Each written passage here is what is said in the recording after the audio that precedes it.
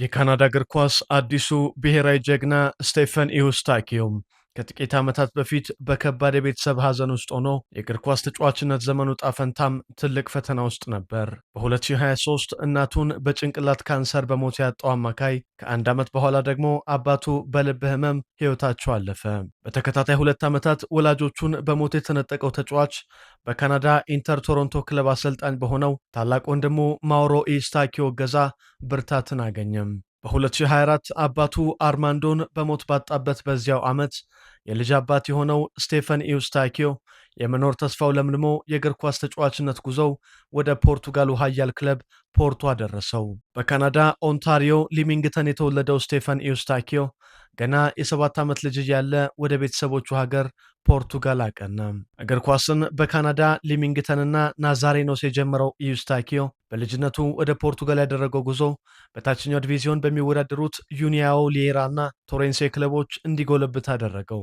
በፖርቱጋል ለተለያዩ ክለቦች የተጫወተው ኢውስታኪዮ በ2021 በፖርቱጋል ፕሪሜራ ሊጋ ተወዳዳሪ ወደ ሆነው ፓኮስ ደ ፌሬራ ተዘዋወረ። በፓኮስ ከነበረው አጭር ቆይታ በኋላ በ2022 የፖርቱጋሉ ኃያል ክለብ ፖርቶ መጀመሪያ በውሰት አስፈረመው።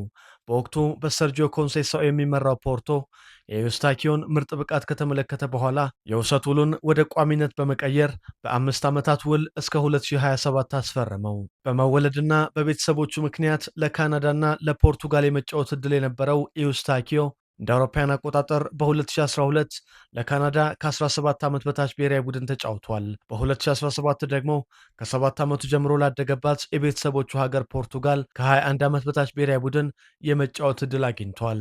በዋናው ብሔራዊ ቡድን ለፖርቱጋልና ካናዳ የመጫወት ዕድል የነበረው ኢውስታኪዮ በ2019 ለትውልድ ሀገሩ ካናዳ መጫወትን በመምረጥ የመጀመሪያ ጨዋታውን በኮንካካፍ ኔሽንስ ሊግ ውድድር ከአሜሪካ ጋር አከናውኗል። ካናዳ ከአሜሪካና ሜክሲኮ ጋር በጋራ ባዘጋጀችው የ2026 ዓለም ዋንጫ የ32 ውስጥ ጥሎ ማለፍ መርሃ ግብር ለካናዳ 60ኛ ጨዋታውን ያከናወነው ኢውስታኪዮ ደቡብ አፍሪካ ላይ በ92ኛው ደቂቃ አስደናቂ ጎል አስቆጥሯል።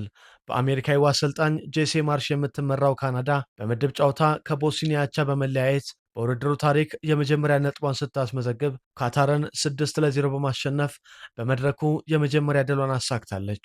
በ1986 እና 2022 የዓለም ዋንጫ ተሳትፎዋ ሁሉንም ጨዋታዎች የመሸነፍ ታሪክ ያላት ካናዳ በአዲሱ የእግር ኳስ ብሔራዊ ጀግናዋ በውሰት ለሎስ አንጀለስ እየተጫወተ በሚገኘው ስቴፈን ኢውስታኪዮ ብቸኛ ጎል ወደ 16 ውስጥ ጥሎ ማለፍ በመግባት በስፖርቱ ወደ አዲስ ከፍታ ተሸጋግራለች። ከድሉ በኋላ የካናዳው አሰልጣኝ ጄሴ ማርሽ ስለ ጎል አስቆጣሪያቸው እንዲህ አሉ። በቤተሰቦቹ ሐዘን በብዙ ለተፈተነው ኢውስታኪዮ እጅግ በጣም ደስ ብሎኛል። ወላጆቹም ከሆነ ቦታ የልጃቸውን ደስታ በኩራት እየተመለከቱ እንደሆነ ይሰማኛል።